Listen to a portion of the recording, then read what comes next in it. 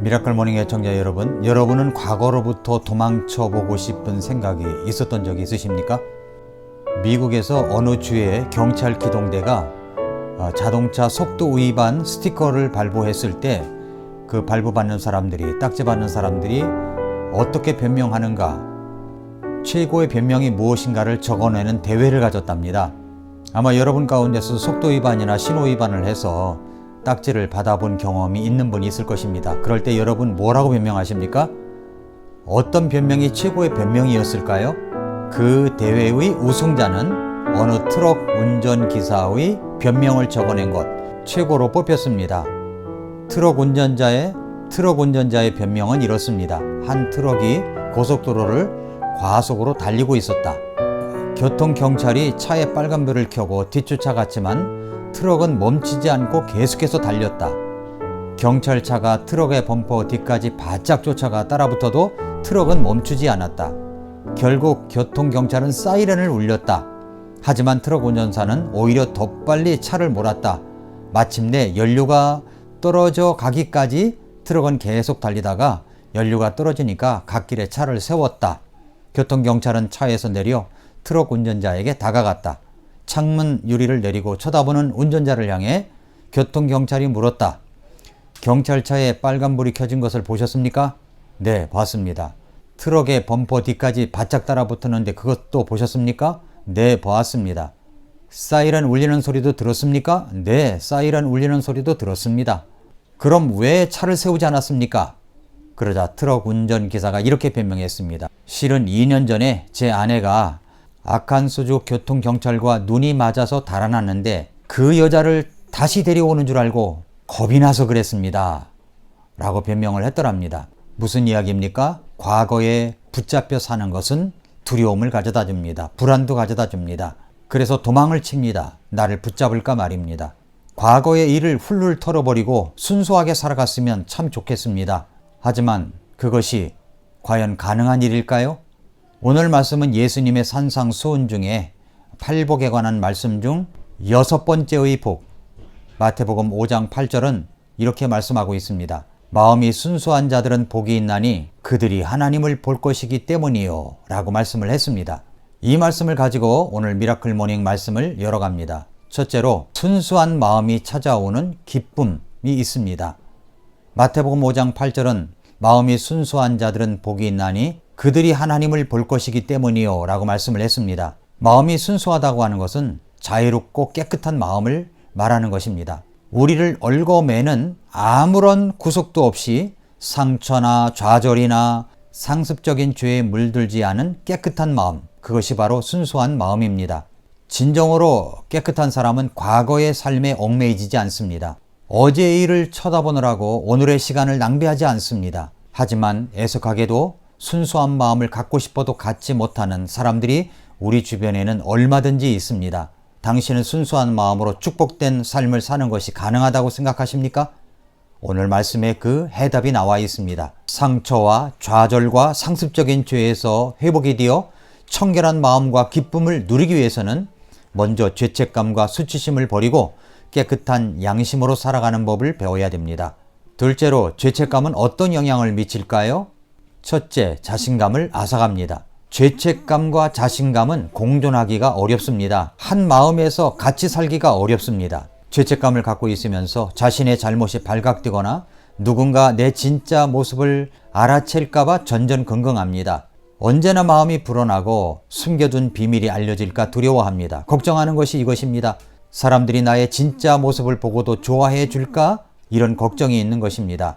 셜록 홈즈를 주인공으로 한 탐정소설 시리즈를 지은 아서 코난 도일경은 장난기가 다분한 사람이었다고 합니다. 한 번은 당대에 영국의 저명한 인사 5명에게 짓궂은 장난을 쳐보기로 했습니다. 그는 각 사람에게 발신자 불명으로 모든 것이 탄로났으니 즉각 피하시오 라는 내용의 편지를 보냈습니다. 그러자 24시간 안에 그 5명이 전부 영국을 떠났다고 합니다. 죄책감은 우리 마음에 드리워진 어두운 구름과 같습니다. 우리는 누군가 내 옷장 속에 감춰둔 자신만 아는 은밀한 죄를 찾아낼까봐 안절부절 못하고 불안해합니다. 마치 목에 무거운 돌들을 감고 사는 기분이기도 합니다. 죄책감은 우리의 자신감을 훔쳐갑니다. 둘째, 대인관계를 망칩니다. 죄책감은 잘못된 반응을 유도하므로 인간관계를 망칩니다. 우리는 조급함이나 분노로 과격하게 대응하기도 하고 억누른 죄책감 때문에 아무 이유 없이 폭발하기도 합니다. 죄책감은 또한 상대의 잘못을 방관하는 형태로도 나타납니다. 과거에 대한 죄책감을 갖고 사는 부모는 아이가 제멋대로 굴게 방치해서 잘못을 보상하려는 심리가 있다고 합니다. 죄책감으로 인해서 사람을 피하는 경향도 있습니다. 다른 사람이 자신과 가까워지는 어떤 한계선상을 정하고 그 이상 넘어오지 않게 한다는 것입니다. 그렇게 하는 이유가 뭘까요? 죄책감 때문입니다. 과거가 현재로 밀려 들어와서 미래까지 얼룩지게 만드는 것입니다. 부부간에 일어나는 문제들 중에 상당수의 문제가 결혼 전이나 결혼 초기에 일어난 일 때문이라고 합니다. 과거에 대한 죄책감이 현재의 부부관계에 악영향을 미치는 것입니다. 셋째, 과거에 얽매이게 합니다. 사람들 중에는 현재의 문제를 해결하지 않고 과거에 묶여 사는 사람들이 있습니다. 잘못한 일에 대한 죄책감이 그들을 아예 노예로 만들어버리는 것입니다.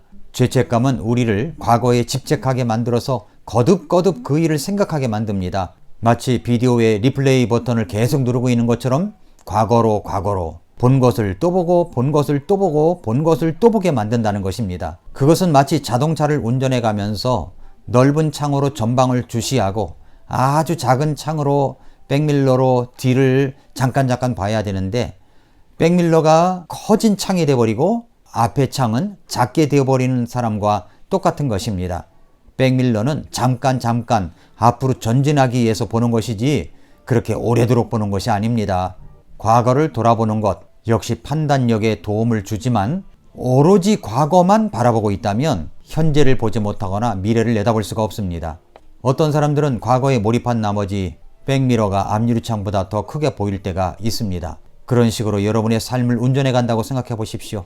당장에 큰 사고로 이어질 수가 있고 어려운 일이 발생할 수가 있습니다. 미라클 모닝 애청자 여러분, 영적 성숙이라고 하는 것은 앞유리창을 크게 하고 백미러를 작게 만들어 잠깐 보면서 현재를 제대로 볼 수 있는 과정을 만드는 것이라고 할 수가 있습니다.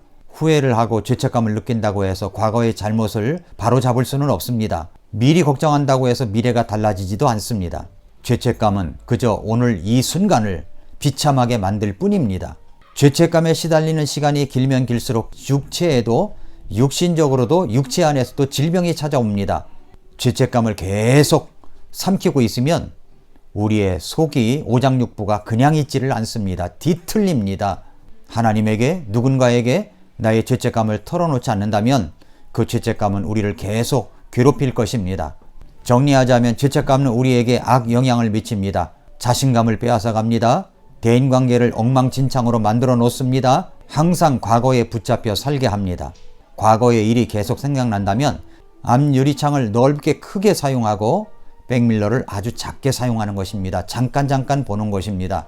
백밀러는 과거는 앞을 잘 가기 위한 하나의 방편일 뿐입니다. 사랑하는 애청자 여러분, 예수님께서는 우리의 모든 과거를 다 지워주셨습니다.